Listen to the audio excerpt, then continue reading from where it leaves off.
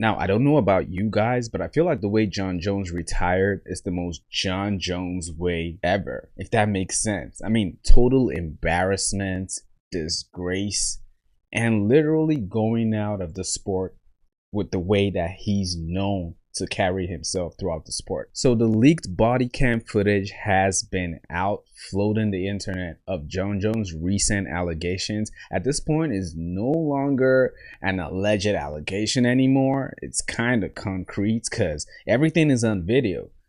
Jon Jones is out there being Jon Jones. It's like this man cannot help himself in being in several petty scandals.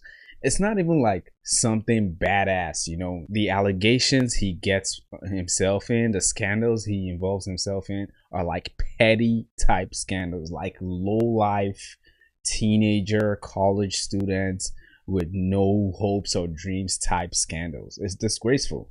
And mind you, this is someone who has a family. We're definitely gonna go over that video and break it down. But before that, I also wanted to point some things out in this video. I want to talk about the moment Dana White knew exactly when Jon Jones versus Tom Aspinall was not happening. Now, I do believe that that fight was set to happen at some point. It was reported that Jon Jones did accept the fight.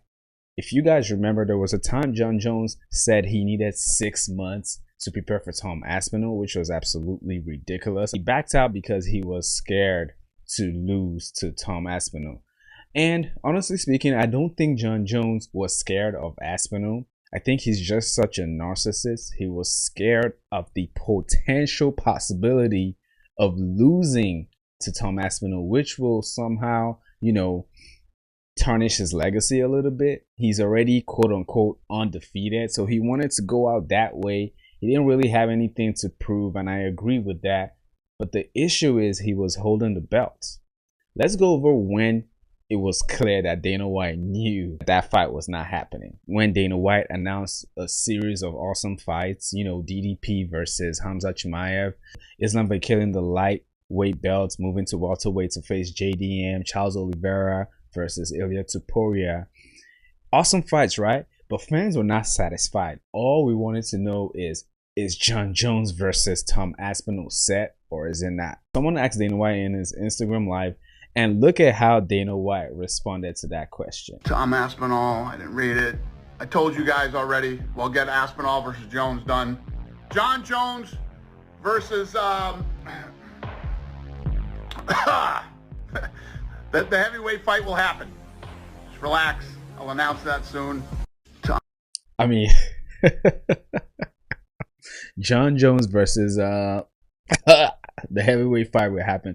At first, I was like, man, does this guy not know who Tom Aspinall is? Did he forget Tom Aspinall's name? Like, he's glazed Jon Jones so much, he's forgotten everybody else who exists in the heavyweight division. But after a while, I realized the reason Dana White reacted in that weird ass way is because he knew that fight was not happening. In that moment, in that time, he had announced so many fights which were facts, which were signed, the contracts were agreed to, and all that.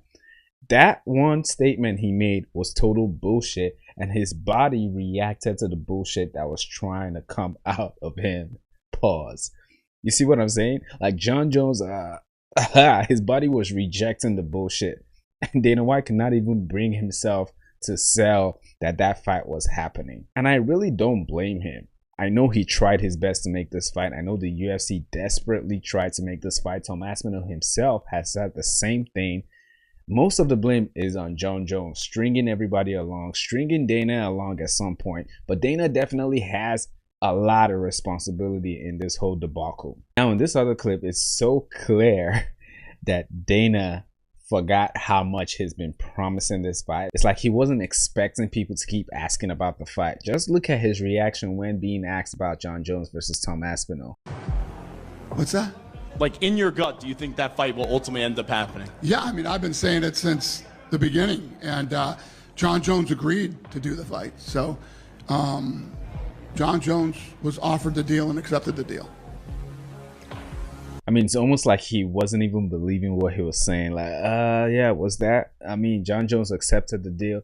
Look, I kind of sort of feel bad for Dana in this moment. Like, I'm not gonna lie, I kind of feel bad for the guy because this was supposed to be the biggest fight in the UFC in decades. This fight was supposed to save the UFC, save the heavyweight division, which is absolutely destroyed right now. I mean, now that Jones is retired, it's like there's really nothing else going on. This was the fight, which is why he really tried to make this fight. He should have just let this go, man. Jon Jones made the UFC look soft.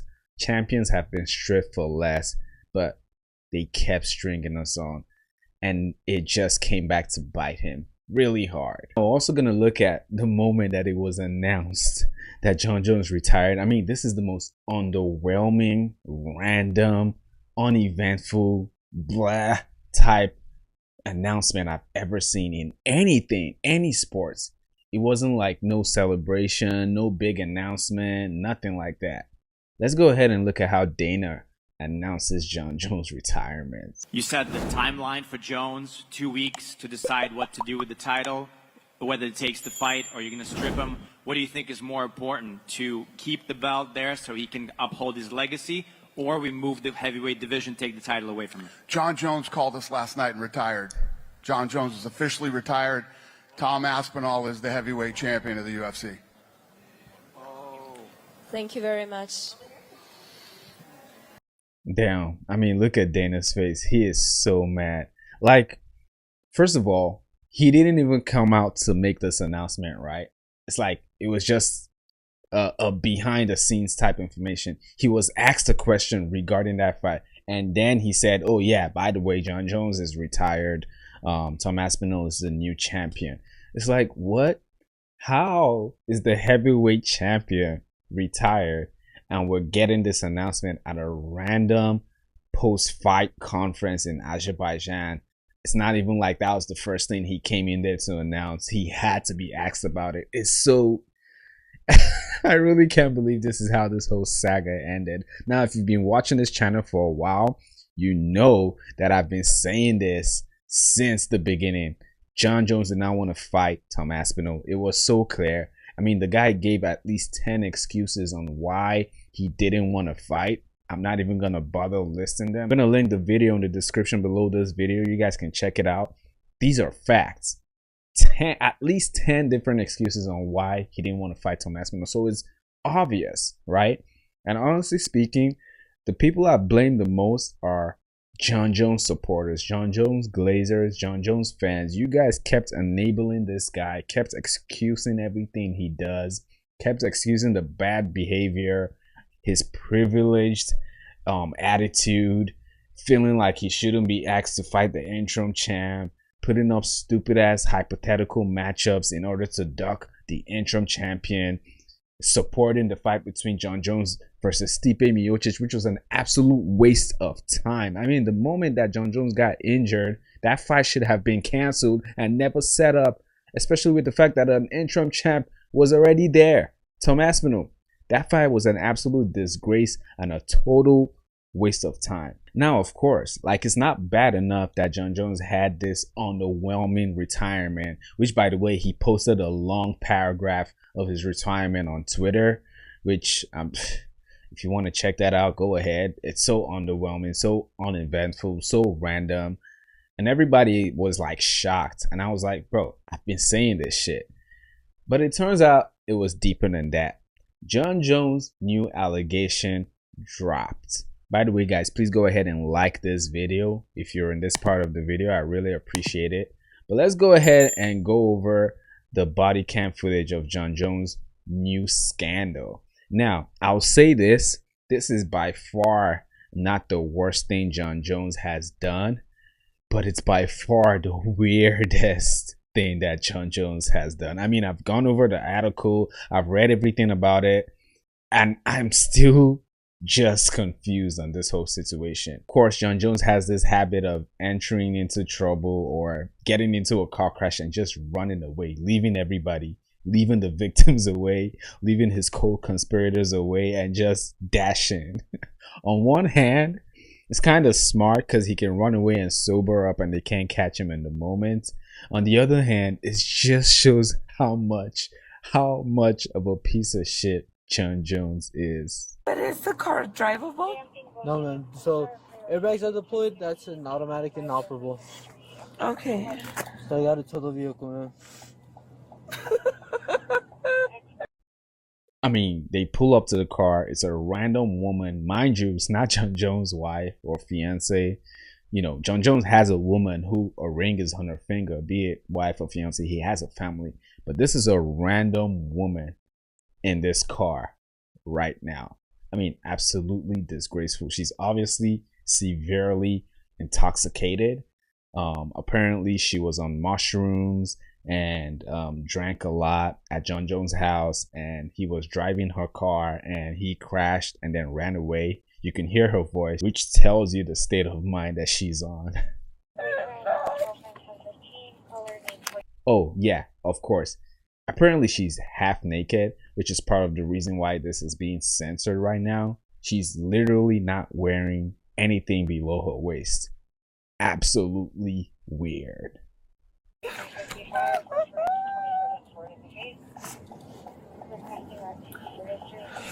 No, what's your name, man? I need someone to come get me because the car's total decent. Check in with operator.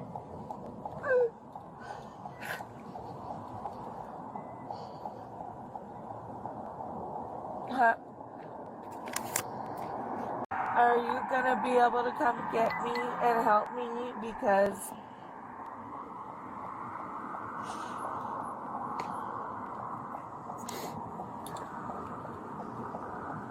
are you for fucking real right now? I think she's on the phone with John Jones right now. And she's like calling him to like come back to the scene. Like, is he gonna help her or ditch her? And then she's like, are you fucking serious right now? I'm guessing he's like, nah, I ain't coming over there. It's a yes or no. I'm on Lomas and San Mateo. And the fucking car is totaled.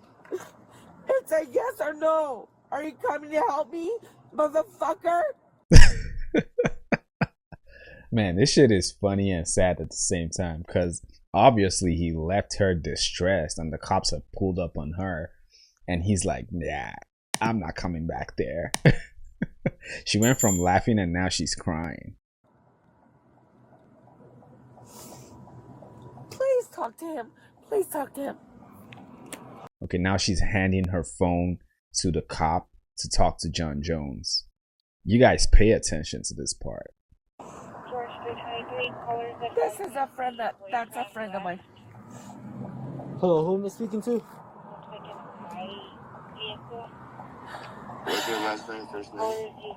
Me as PSA Lopez. And who am I speaking to? So John Jones is asking, what's your first and last name? That was his voice right there. And the officer announces himself.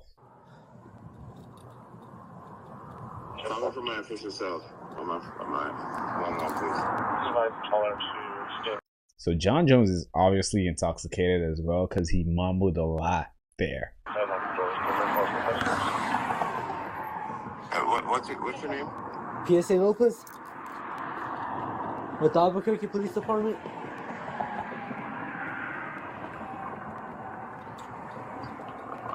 How many guys you guys got out there with you? Don't worry about that, man. Were you the one driving the vehicle?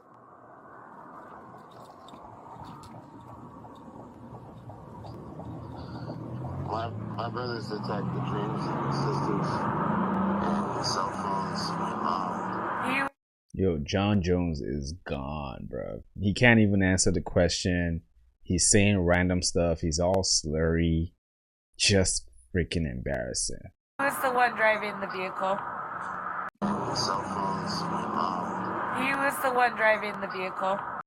The woman is straight up snitching. It's not even snitching. She's just telling the truth.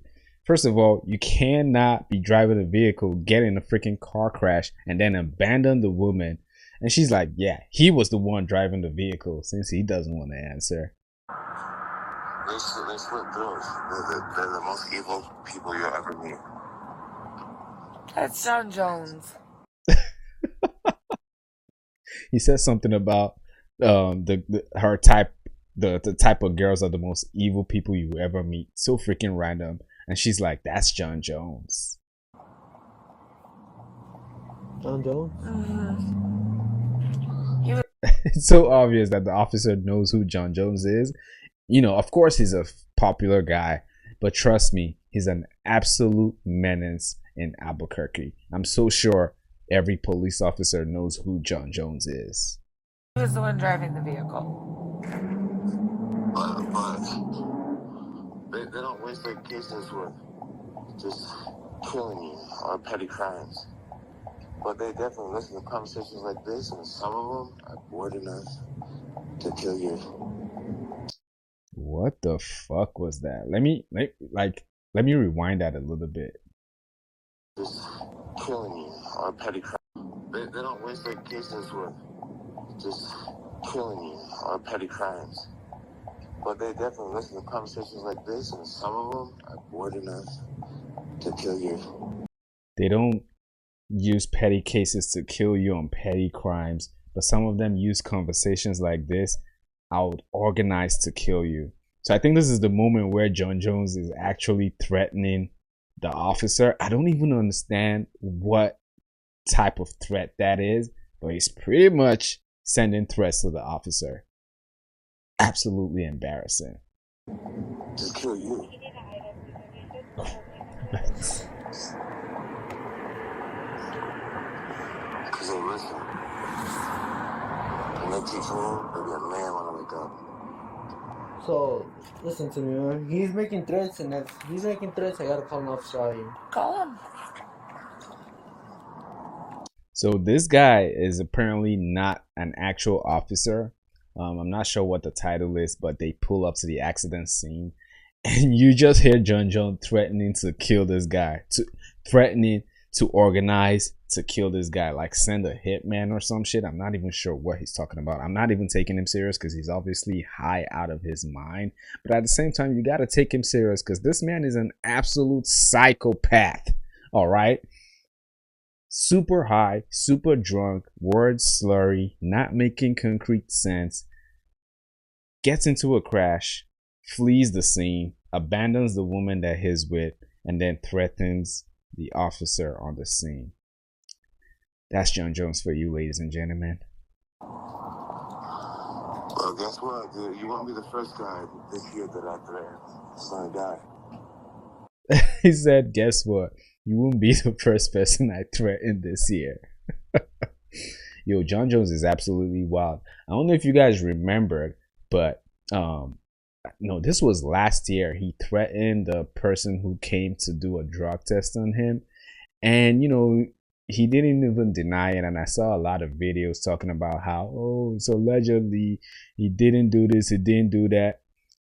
I mean, you cannot put it past him. This man is out here threatening an officer and saying, oh, guess what? You're not going to be the first person I threaten. Absolutely embarrassing. You'll be the second one. And who am I speaking to? You, John Jones? What? If you're untraceable, you'll be surprised how bored we can be. But then you take out if something ever bad happened, just because the shit you said, my brothers, they kill people for way less. Something happened to Angel, she's gladly dead. Yes. I mean, this man is just out here incriminating himself and his brothers, talking about how his brothers will kill you way less or something like that. Again, not making sense, but at the same time, totally incriminating himself, just saying absolutely wild shit. I mean, this is crazy. And what's his name? John Jones, The fighter, or is this different? the fighter. His birthday is. And was he under the influence, bro? Yep. So there it is. She confirmed that he was under the influence. I mean, he sounds like it. And, you know, he's known for fleeing the scene, so you can't test him there and there. But she said it. I mean, what can I say, man? What can I say? This man, is this your GOAT? Is this guy your GOAT? All right. At one point, I was like, okay, yeah, Jon Jones is the GOAT, but hell no, man. I can't be a fan of this sport and still talk about Jon Jones being the GOAT. Absolutely not. GSP is the GOAT. All right. He never got caught cheating on PEDs. All right. Was never in no embarrassing, petty, disgusting, weird ass scandal. Never known for ducking anybody. Came back and beat Bisping when the odds were against him. He was supposed to be past his prime, and then retired gracefully, even though the UFC hated that shit. Jon Jones comes back to the heavyweight division, beats Ciryl Gane, which admittedly that was definitely impressive, but then his whole ducking of Tom Aspinall was an absolute embarrassment. The fight with Stipe Miocic was an absolute waste of time and an embarrassment. Okay, Jon Jones' light heavyweight career is absolutely amazing. I know a lot of people like to use these moments to downplay his resume, but no, it's undisputed. You can't even argue about that, in my opinion, but it is what it is. I understand the criticisms of his resume, but still, that's not what I'm talking about. Jon Jones is the worst heavyweight fighter of all time and the worst UFC fighter of all time. And honestly speaking, he got the type of retirement he deserved.